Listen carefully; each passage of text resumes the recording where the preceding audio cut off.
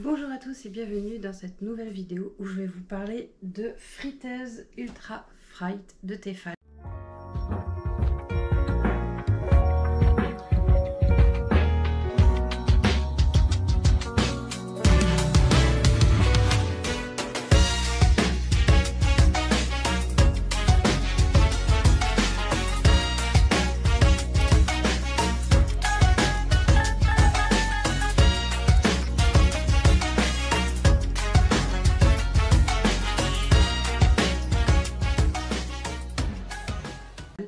Alors, il faut savoir que je ne l'ai pas acheté, on l'a gagné lors d'un loto de notre ville en fait, que la ville a organisé.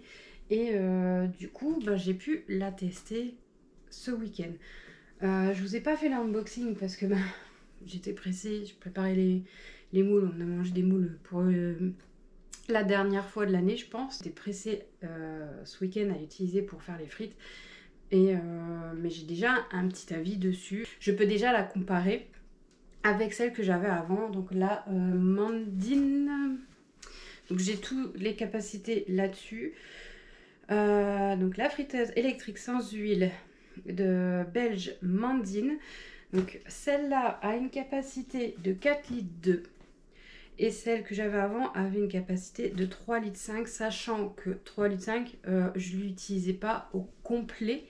Je crois que le plus gros que j'ai fait, j'avais fait peut-être pour des grosses portions et il y en avait trop. Donc franchement, déjà 3 litres 5, c'est déjà beau en fait. Donc vous faites 1 kg de frites. Donc c'est pour 6 personnes. Vous avez une minuterie de 60 minutes. La température réglable jusqu'à 200 degrés. Je crois que celle-là c'est 220, l'autre. Donc ensuite, technologie air chaud, des résultats plus croustillants. Cuisson rapide, pas besoin de préchauffage. Alors ça c'est vrai. Sur l'ancienne je faisais un préchauffage même si n'était pas indiqué, mais je mettais 5 minutes en préchauffage et ensuite je mettais mes frites. Donc c'est pour ça que quand une personne qui m'a demandé sur Facebook de ma connaissance combien de temps ça prenait la cuisson, j'ai dit 15 à 20 minutes. Si on compte le préchauffage, c'est 20 minutes. Si on compte pas le préchauffage, c'est 15 minutes.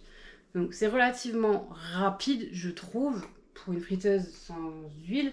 Maintenant celle-là c'est le programme est pour les frites, le temps est programmé à 20 minutes sans préchauffage, donc en fait ça équivaut à exactement le même que la Mandine.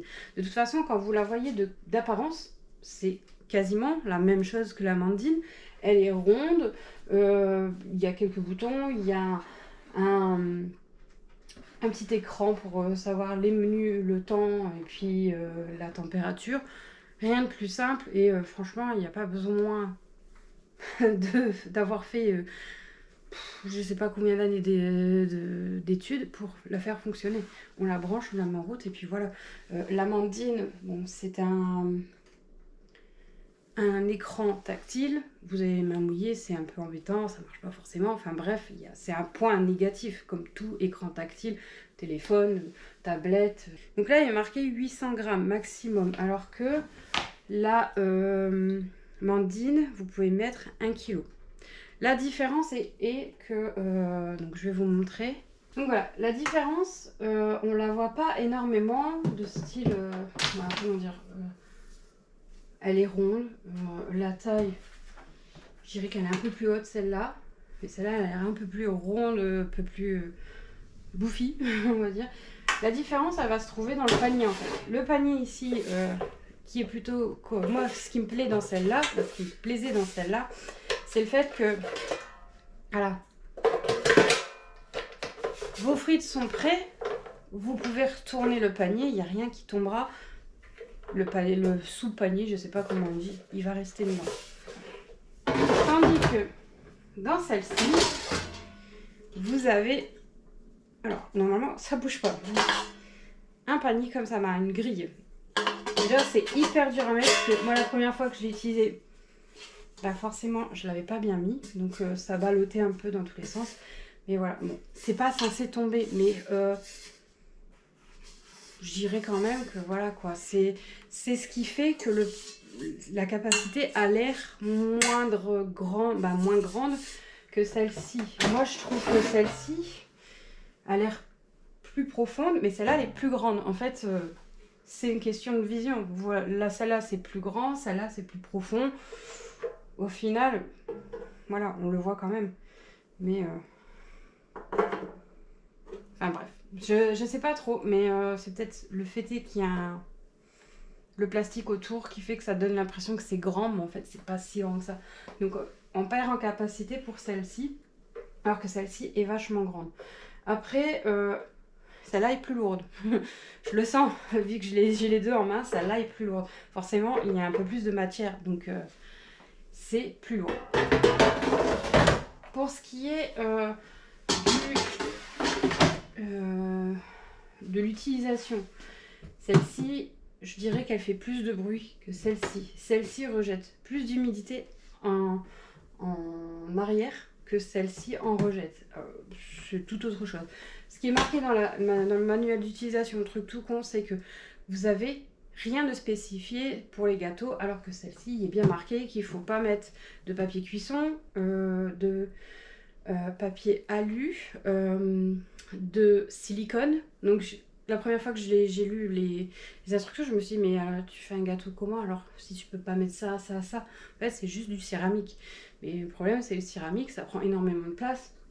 Enfin pour moi, pour ma part, je trouve, et aller trouver un plat carré ou rectangulaire qui rentre dans ça, je trouve ça un peu compliqué. Que le silicone c'est un peu plus maniable, le papier cuisson aussi, les papiers cartonnés, pareil, qui sont prévus pour les cuissons, c'est pareil, c'est plus maniable que du céramique ou de la ferraille. Enfin bref, pour moi je trouve. Dans celle-là, il n'y a rien indiqué, il est juste marqué que pour les frites fraîches, que vous les nettoyez, ça c'est logique, il faut les ressuyer avant de les mettre à l'intérieur, comme toute friteuse, quand vous allez utiliser à l'huile, il faut les ressuyer avant. Ça c'est plus ou moins logique. Ce que j'ai pas trouvé logique, c'est que si vous utilisez des frites au four ou des frites surgelées, il faut aussi les ressuyer. Chose que je n'ai pas fait à la première utilisation. Je me suis dit, on verra bien. Au pire, qu'est-ce que ça fera? Ça va pas mousser, c'est pas une friteuse avec de l'huile.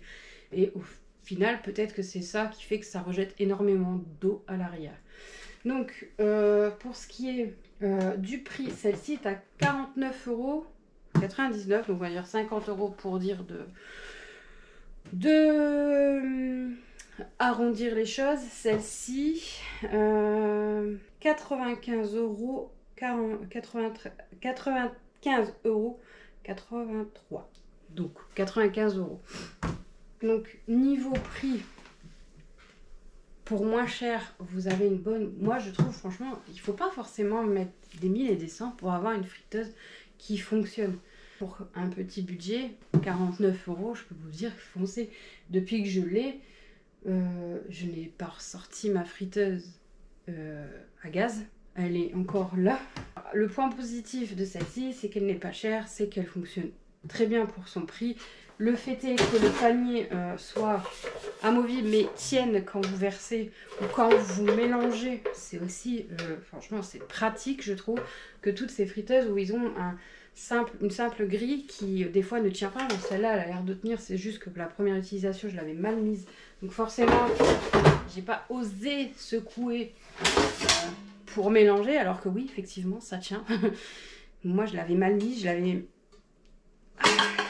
l'avais juste posé, donc forcément, ça n'a pas tenu.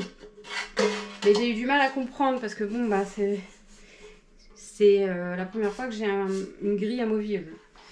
Ensuite, pour ce qui est de la cuisson, moi j'en suis pas déçue. Après, je l'ai utilisé pour ce qui est frites, poissons, quoi d'autre, nuggets.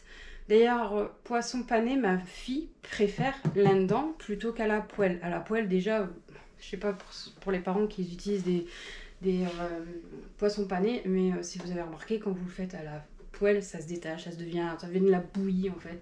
Donc le mieux, c'est soit au four, soit à la friteuse ou friteuse à air fryer.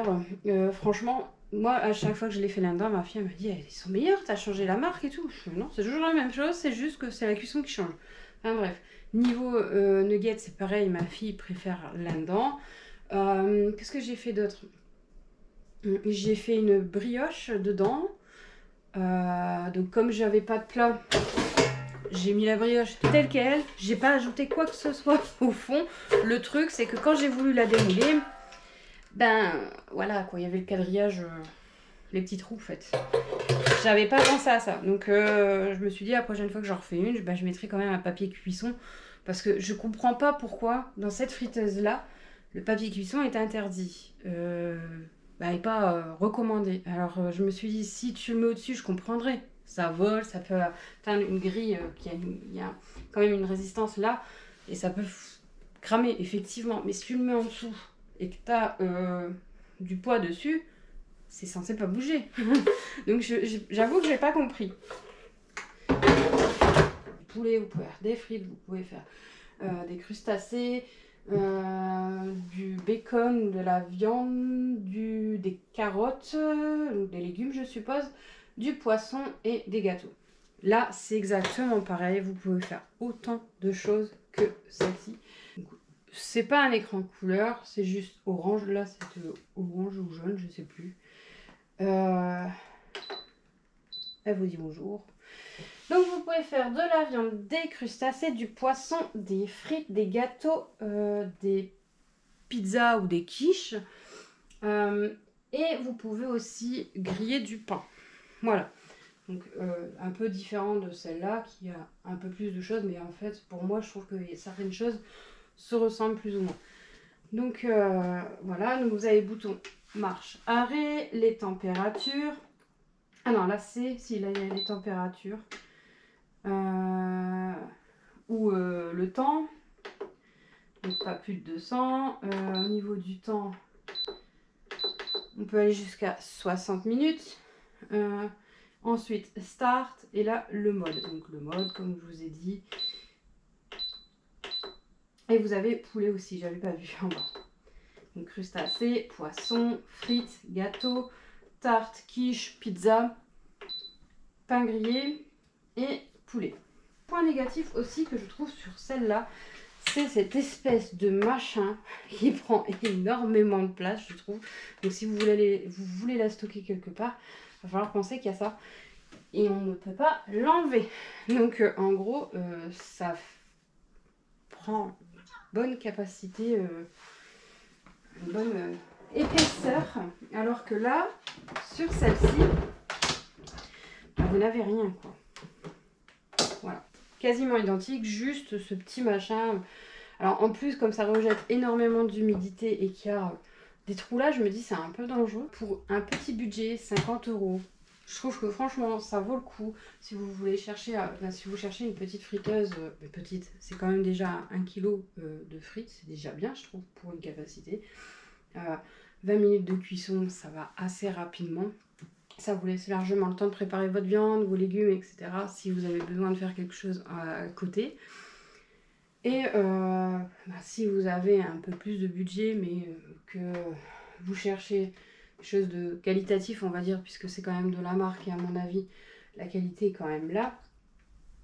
Il y a la Tefal Ultra Fry, Ultra Fry. Donc voilà pour ce qui est des friteuses à air chaud. On se retrouve à la suite de la vidéo présentation des deux air fryers, donc des friteuses à air. Je me suis dit je vais essayer de faire un gâteau.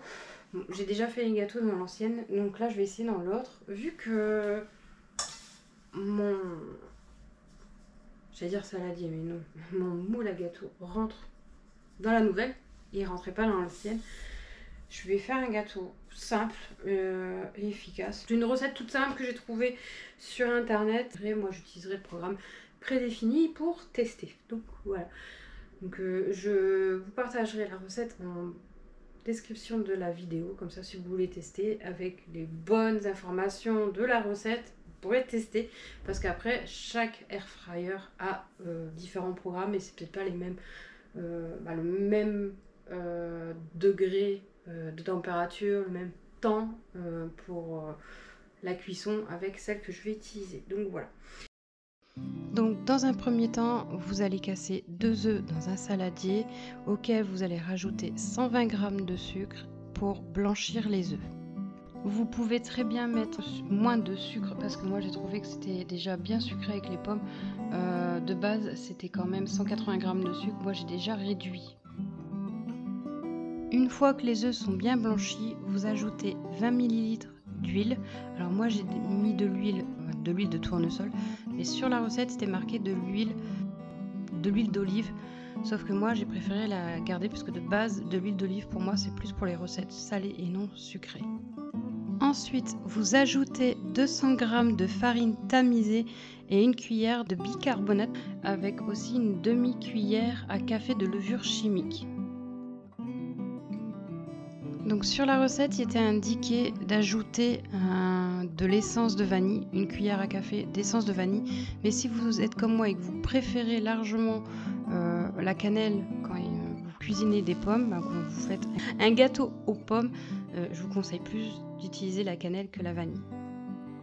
La consistance de la pâte me semblait trop ressembler à une pâte à pain ou une pâte à brioche, du coup j'ai rajouté du lait.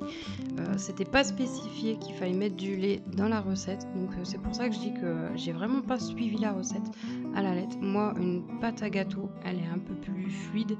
Alors je vais pas dire qu'elle est liquide, c'est pas le cas, mais elle est entre une pâte liquide et une pâte à pain.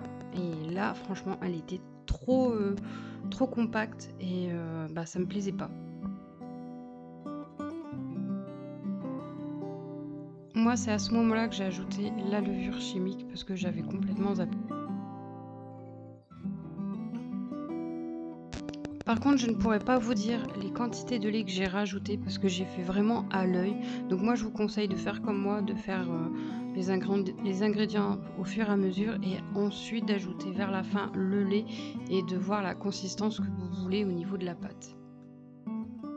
Puis, vous allez vous occuper des pommes que vous aurez préalablement lavées. Donc, vous les épluchez et vous les coupez en petits morceaux de taille que vous avez l'habitude de faire. Moi, je fais en petits morceaux, mais j'aurais pu très bien faire en plus gros morceaux. Peut-être que le goût aurait été plus prononcé au niveau des pommes. J'en ai mis qu'une, mais je vous conseille d'en mettre 2, surtout si elles sont de taille moyenne.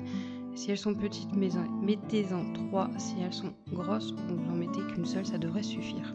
Une fois que vous avez coupé les pommes, il ne vous reste plus qu'à tout mélanger dans la pâte à gâteau et de le mettre dans un moule à peu près de 18 cm, enfin un moule qui rentrera dans votre air fryer et de faire cuire. Alors je vais vous donner l'indication qui est écrite sur la recette. Moi je n'ai pas suivi du tout l'indication de la recette, j'ai fait avec le programme de mon air fryer.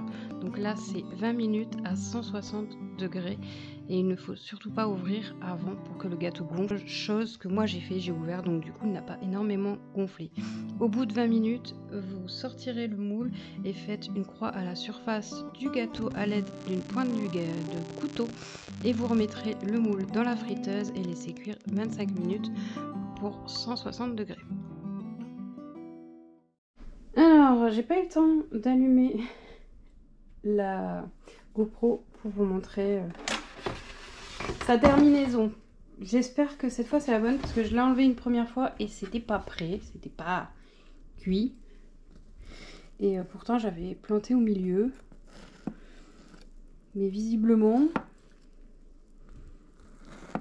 il n'y a pas que le milieu qui doit cuire. Voilà. Pas pareil qu'un gâteau. Alors j'arrive pas à savoir si... Non, c'est pas cuit. Bon, on le remet encore. Donc, sur la recette de la nénette, elle mettait 2 fois... C'est bon? Donc elle mettait 2 fois à... Donc je vais remettre... mode... Voilà. Elle mettait 2 fois ce mode là en fait. Donc start. C'est reparti pour 20 minutes. Donc voilà. Bon, après 50 minutes, même pas, on va dire 45 minutes, voilà, le gâteau est prêt. Donc je pense que, en gros, pour un gâteau de cette envergure-là, donc déjà, il n'a pas gonflé parce que je l'ai ouvert avant les premières 20 minutes. J'ai dû ouvrir à 15 minutes en pensant qu'il était cuit puisque j'ai mis le couteau au milieu et c'est ressorti sec, sauf que bah, là c'était pas cuit, du coup il a craquelé. Donc je l'ai remis pendant le reste de temps qui restait. Et je l'ai ressorti, j'ai vérifié et il était toujours pas cuit. Donc je l'ai remis 20 minutes. Et je l'ai sorti 5 minutes avant la fin des 20 minutes. Et là il est cuit. À voir s'il est bon. Donc je pense que je retenterai la recette en respectant ce qu'il était marqué sur la recette. C'est-à-dire normalement cuire en 2 fois 20 ou 25 minutes. Je crois que c'est 20 minutes la première fois et 25 minutes la seconde fois. Moi je trouve que c'est un peu long. Après il y en a qui disent que c'est économique parce que ça consomme beaucoup moins. À voir. Et à voir s'il est bon. Vous ne voyez pas mais vous voyez. Donc le gâteau je l'ai goûté. Alors mon avis. Donc il est très bon. Mais comme je le pensais il est très sucré. Du coup on sent pas trop les pommes. Ce qui est dommage. Vraiment dommage pour un gâteau aux pommes. Ensuite la vanille, moi, avec tout ce qui est gâteau aux pommes, je suis pas spécialement fan. Je préfère mettre de la cannelle. Je trouve ça beaucoup, bien meilleur et ça relève plus le goût des pommes. Donc, je dirais pas qu'il est mauvais, au contraire, il est très bon. Mais clairement, si vous êtes diabétique, c'est du poison pour vous. C'est beaucoup trop sucré. Limite 100 g de sucre, ça devrait suffire. Et encore, je trouve que c'est beaucoup. Il est pas sec du tout. J'avais peur de ça et il est pas sec du tout. Il est croustillant au-dessus, ce qui fait que, comparé aux autres gâteaux que vous faites au four, ils n'ont pas forcément une croûte, mais qui sont bien cuits au-dessus, du coup il est croustillant et il est moelleux et fondant avec les pommes. Mais du coup, vous sentez pas les pommes. Alors peut-être que j'aurais dû mettre une deuxième pomme et ça aurait donné un peu plus de goût. Mais moi je trouve que là c'est dommage parce que on sait qu'il y a des pommes, mais on sent pas le goût. Donc, c'est altéré par le sucre, c'est altéré par la vanille. Mais il est bon. Et voilà, ma fille, je sais qu'elle va l'adorer, elle va le kiffer. Donc voilà. Donc pour un premier essai, je suis plutôt contente. Maintenant, je retenterai en respectant pas la recette à la lettre, parce que ça, j'y arrive jamais. Mais au moins, le processus de cuisson, voilà, c'est-à-dire 20 minutes plus 25. Comme ça au moins il sera cuit correctement et peut-être qu'il gonflera un peu plus parce que là il n'a pas énormément gonflé, mais c'est de ma faute, c'est pas à cause de la friteuse à air. Voilà, donc j'espère que cette vidéo vous aura plu. Si c'est le cas, n'hésitez pas à liker, à commenter et à me suivre, surtout si vous n'êtes pas abonné. N'oubliez pas non plus d'activer la cloche des notifications pour être au courant des prochaines vidéos. Moi, je vous fais des bisous et je vous dis à la prochaine. Bye!